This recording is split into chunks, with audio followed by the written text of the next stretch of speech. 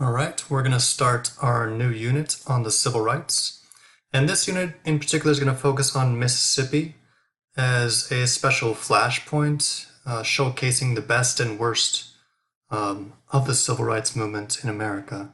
But we're going to take it way, way back, all the way back to Lincoln, and then go all the way up through the 1980s. So we're kind of looking at a long 100-year civil rights movement. So let's start with Civil War and Reconstruction, with kind of the central question being, to what extent did the Civil War result in civil rights for African Americans? Okay? How successful was the overall goals of Lincoln? So in 1861, most enslaved black people in the South worked on big plantations, large white-owned farms. And in many cases, they were picking cotton for the international market, for Northerners, but also for people like in England. The Northern economy was essentially tied to Southern plantations, so Northern businesses needed that cotton.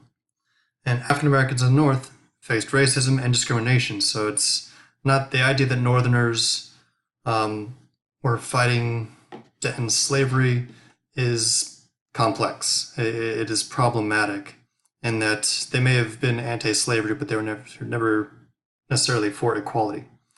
The Union victory, however, does bring freedom to 4 million African Americans with the passage of the 13th Amendment.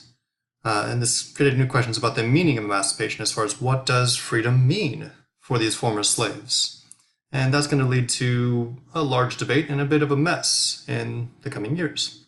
For African Americans in the South, freedom didn't mean that much if they didn't have ways to really improve their lives. They need the resources, they need the protection to achieve complete economic independence.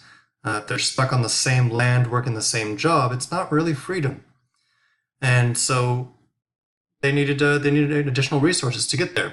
Most free slaves were illiterate, and they had little more than the clothes on their backs, so they needed more. Black freedmen pressed the federal government to provide them with equal rights and land. Freedom wasn't going to be enough to move on. During the Civil War, Union General Sherman set aside land on the coast for black families to settle on 40-acre plots, hence the 40 acres and a mule. But the federal government returned the property in the end to its former white owners and was unwilling to distribute land to African Americans. They didn't want to punish slave owners.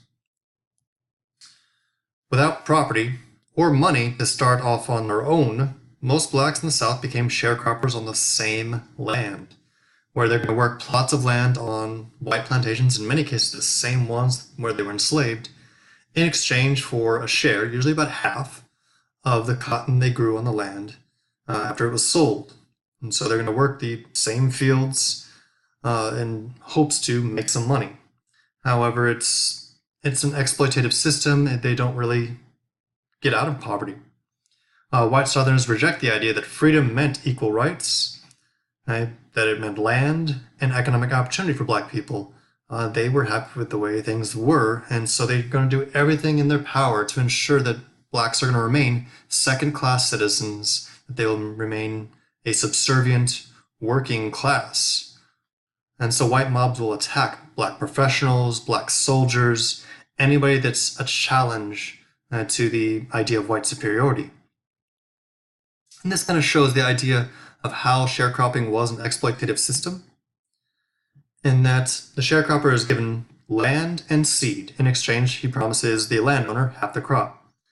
The sharecropper buys food and clothing on credit from the landowner's store, so he's borrowing things to kind of keep the year going along. And so he might say, okay, I'll give you another percentage of that crop. He plants and harvests the crop. He gives the landowner the crop to sell, and he doesn't know the actual deal that the landowner makes. In most cases, the landowner will make a deal and then tell the farmer, the sharecropper, completely separate things. So he may be lying a bit there as far as how much money he made. He's going to pocket it a little bit for himself. The sharecropper gets half the earnings minus the cost of whatever he bought that year. And so when looking at the final issue, in usually case, they're usually in debt because it's not really going to work out for them. And so they usually owe more than they're actually going to make. And so to pay off that debt, the next year they have to work even harder and they're just going to continue this cycle of debt. And so they're not allowed to leave the land, so they're just enslaved with debt. They can't leave. They have to keep working off the debt from the previous year. And so it's just this new system where they have to work harder and make more, and so it's not quite freedom. Lincoln is killed. John was assassinated. The job of unifying and rebuilding this new country is now on VP Andrew Johnson, who was a Southern Democrat, but he was on a border state, and Lincoln brought him in as VP to kind of show that he's all about unity. And he wanted to return the country, and so Johnson's a bit different. Johnson says, nope, let's go back to normalcy. Let's just go back to a country where it's a white man's government. So he's definitely not looking forward to any more than just freeing the slaves. Anything beyond that, he's not about that. And so he allowed the southern states to elect all white governments, and in many cases, former Confederate leaders are brought right back into power after declaring war against the US government. And these governments immediately pass new black codes to control the freed black population. And the rest of the Republicans are not having this. And lucky for the Republicans, they have a clear majority because all the Democrats were in the South. They all left during the war. So they could pass whatever laws. They had a clear veto-proof majority. And so they could do whatever they wanted and get right past the president. And the president could veto, and they just go right past it. So that's why they become, this is the cartoon that makes them the giant elephant, because they could do whatever they wanted and just destroy anybody in their path. And so they just go right past Johnson, so the Republicans have complete control. And their belief is that former slaves need the government to protect them from these racist policies, to protect them from Southern violence, to truly be free. And so they push the federal government to completely reconstruct the South and to completely change from the old days of slavery. And if a Southern state wanted to come back, they had to completely follow the rules. In order to force this change, the government sends in the troops, and so this is equality at the end of a gun.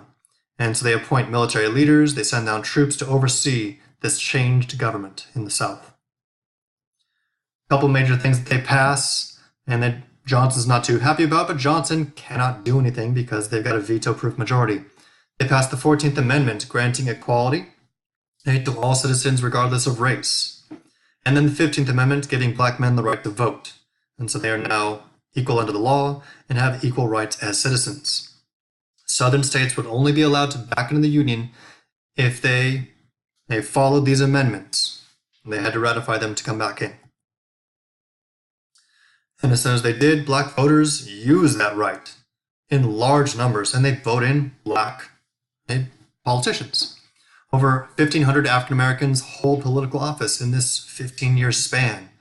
And so they get the right to vote, they get the full rights as U.S. citizens, and they use them. 16 African Americans go all the way up to the U.S. Congress, and they are going to do their best to pass laws to help those 4 million slaves, or former slaves. At the state level, we have biracial state governments, black and white governments, creating public school systems that have both black and white students integrated together. They get rid of black codes that would go against the 14th Amendment. And hundreds of black men are now serving on Southern juries, bringing all of a sudden fairness to the court system. And so you get this 15 years where things are really moving and changing for the better. Most Southern whites are not too happy about this. They oppose the new amendments because this is going against the ideals of white supremacy that exist in the past, the idea that they are better. As far as the rich whites, they needed cheap black labor to keep those farms going to make cotton profitable. As far as poor whites, well, they didn't want to change the hierarchy, that as bad as their life was as poor whites, they didn't want to see a rich black man above them on the social ladder. This is kind of the one thing they had going for them, and they didn't want to lose that, this idea of white superiority. And so to kind of bring this white supremacy back, white Southerners are going to do their best, and that starts with violence, to drive blacks from politics and take control of all political and economic power in the South. And so they create their own terrorist organizations, including the Ku Klux Klan. This is a picture of kind of a very early version of this terrorist group. And at various times during this Reconstruction process, the government had to take action to suppress this white violence, to stop groups like the KKK and protect the basic civil rights of African Americans. And then there's a depression. And so we get this nasty depression in the 1870s, and Northern Republicans all of a sudden are saying, well, we need to worry more about the economy than we need to worry about these 4 million former slaves. And so they start to shift what they're going to be willing to spend their money on. They sympathize all of a sudden with the white Southerners who start to blame the economic problems on black leaders. And so all of a sudden the economy shifts and then they change their views. Democrats start to regain control of several Southern state governments at the state level due to fraud, violence, intimidation used by whites against black voters, and just the economy. And these white groups call themselves redeemers, that they're trying to redeem the South from control by black Republicans, and they want to make change and bring back this idea of a white man's government. Election of 1877 is kind of the shifting point, it's a tipping point where it all ends. A Southern Democrat, and so this is the presidential election of 1877, a Southern Democrat wins the popular vote, and a Northern Republican wins the Electoral College by 1 vote. It is one of the closest elections in American history. And so people are really on edge, people are angry, and so they come up with a compromise. In 1977, the Southern Democrats agreed, okay, we're not going to fight against, we're winning the popular vote, we're not going to fight against that. In exchange, remove your troops and just let Southerners be in charge of ourselves. Stop Reconstruction, we can take care of ourselves. And the North takes the deal and sells out those 4 million slaves. So with federal officials gone, many of the policies that were helping the former slaves during Reconstruction are rolled back. And so the North and South are kind of united again with this deal, and everything's all over. And it's going to start to get much worse for African Americans in the South.